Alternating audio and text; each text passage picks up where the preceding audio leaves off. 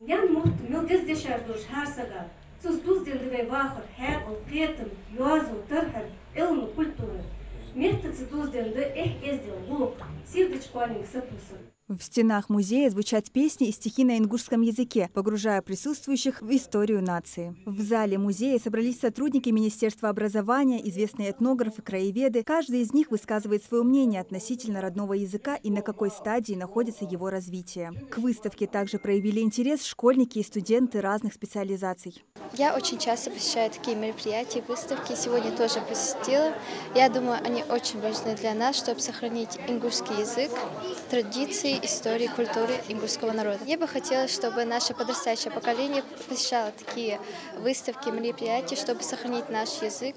Здесь же на выставке были представлены методические материалы для изучения родного языка. Они разработаны специально для детей, чтобы сделать процесс обучения более интересным и доступным. Жанна Дзейтова считает необходимым с юного возраста прививать любовь к родному языку, правильной грамматике и произношению. Язык хоч был болхе, школа шкхер хоч беж был болхе, цигр цбиршца, даже на наш беж был болхе. Они анчут хага аз ханзютш мохтигиш змот шар буц школе змот халх бах школе змот был бат анхетсун. Выставка представляет собой уникальную экспозицию, объединяющую произведения литературы и фольклора таких ингушских писателей, как Идрис Базоркин, Ахмед Боков, Хамзат Асмиев и других, газетные вырезки, а также стенды, посвященные истории развития ингушского языка. Это мероприятие проходит в России ежегодно с 2006 года для сохранения и популяризации богатого ингушского наследия. Один из его носителей – знаток родной речи Ильяс Матиев.